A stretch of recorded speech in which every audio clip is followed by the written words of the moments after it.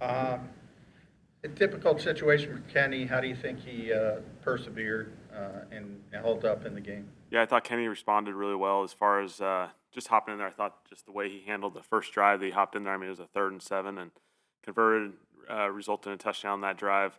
I certainly did a lot of good things in the game. Ultimately, we all collectively didn't do enough to finish that game, and so I think it's an awesome opportunity for us to all learn and grow from. But I thought Kenny battled the whole entire way. After the game in the running game, the last 3 quarters.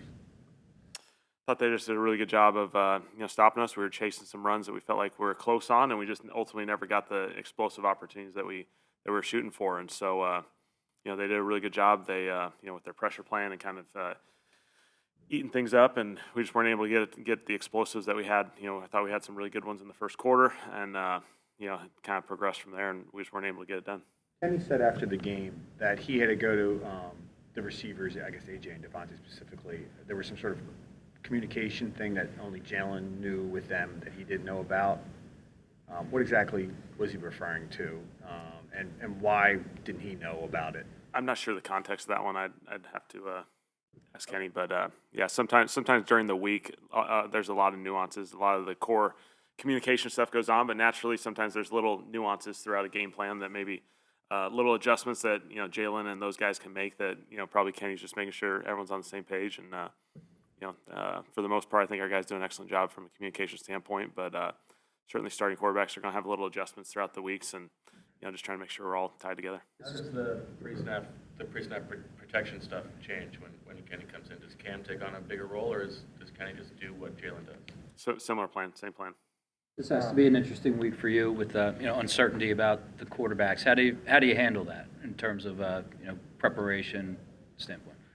Our guys do a great job of just everyone's preparing to be ready to go, and we'll make the adjustments as the week progresses. And I think from a game plan perspective, we'll do a good job of having contingencies within those plans to allow ourselves to make the necessary adjustments based off who's on the field. And we've done this at other weeks with offensive linemen, with receivers, when we don't know whether a receiver's going to be available or not. And so, similar to those situations, you just got to have a plan that's flexible, pending how things play out. Understand? Is it like siloed where you have here's one if Jalen and here's one if it's Kenny, or how does it work? I don't think it's that divided. I think it's just certain plays, are probably going to be a little bit more advantageous for certain players, and so I think just having the flexibility, no different than when we've gone into games with AJ and Smitty, and maybe they're a late decision, or offensive linemen, running backs, everyone. Obviously the quarterback position gets magnified because of that position, but it's something that obviously we deal with throughout the year. How do you deal with players who maybe because of the protocol, which is out of your control, don't have a lot of on-field prep? Are you comfortable because of a veteran player playing them with little preparation time? Yeah, obviously the protocol's in place for a reason, and so you just kind of let that play itself out, and everyone does the best they can within the confines of that protocol to prepare yourself as if you're ready to go on Sunday. And if things adjust, they adjust. But we've had a number of guys do this, over the course certainly this year. But everyone's in these similar situations, and I think at this point, there's a lot of you're making adjustments in game plans, but obviously there's not huge, complete overhauls week in and week out. There's a lot of times it's adjustments and different presentations and flavors, and so it's just getting the awareness to those things. Specifically with the quarterback, though, how much more of a challenge is it, if he doesn't have a lot of time on the practice field but is ready to play by Sunday? Reps are always valuable. You're always going to lean on anytime we can invest in reps and experience. Those are huge advantages, and so we understand these things happen, and so I think our guys know how to adjust and handle these situations, and we'll be ready to make the whatever comes out of it. How do you used to be a backup quarterback? Do you feel romantic at all about when a backup quarterback goes into the game and has a chance to do stuff? Romantic. I think the unique aspect of backup quarterbacks in this league is truly you have to prepare like the starter, and you never know when your opportunity is going to present itself. And when they present themselves, sometimes they can be challenging circumstances, unique circumstances. But when it's your opportunity, you got to go. And I thought Kenny did a nice job responding. I thought it was so cool to see our guys have the confidence in him to just hop in there and handle a third down, handle another completion, throw a third down touchdown in the red zone. I thought that was a really cool moment to see him hop in there and those guys, feed into that. What's your analysis of the Wildcat play sort of after the fact? The Wildcat play in the game down by the goal line with SAQUON? Yeah, we were trying to give ourselves an opportunity potentially to get them into a look where, see if they can take the bait and see if we can get the throw opportunity for Saquon. I've repped it a number of times, and obviously they kind of sniffed it out, and we're still covering Smitty in the back corner. How do you think Tanner's progressed? Kenny was banged up as well. How do you think he's progressed if he's needed?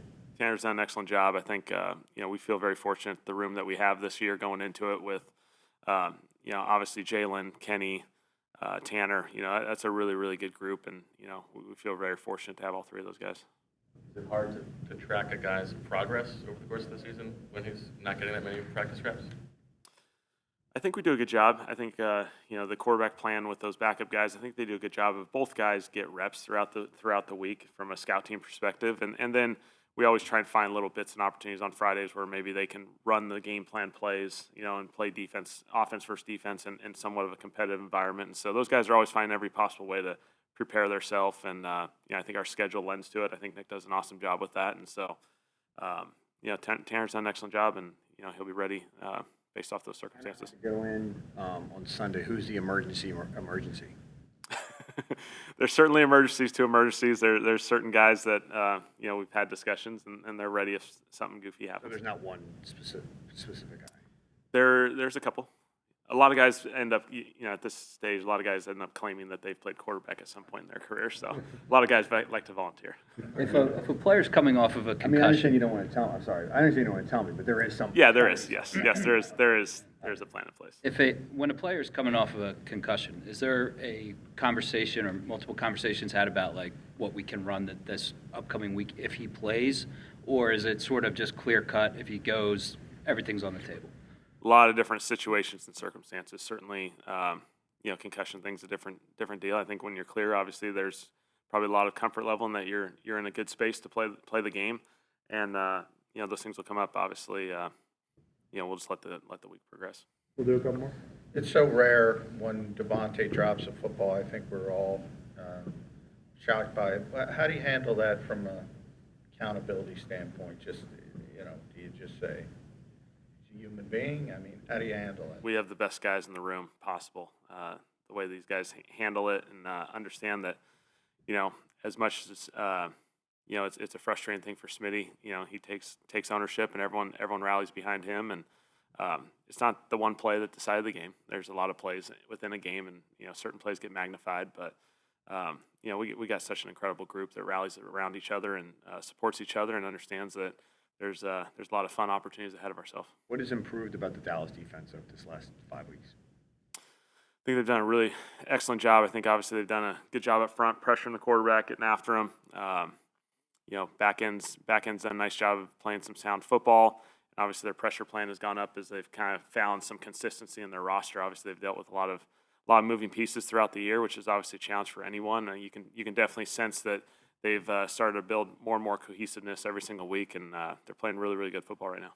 The last offensive play of the first half, was that about the line that you were trying to get to, or did you want to get a little bit more? Yeah, we're trying to get everything we could. Obviously, understand the circumstance of the fourth down as well. So, obviously we felt like we at least got to a line that gave us a chance, and and then obviously bring time out and put ourselves in position for that.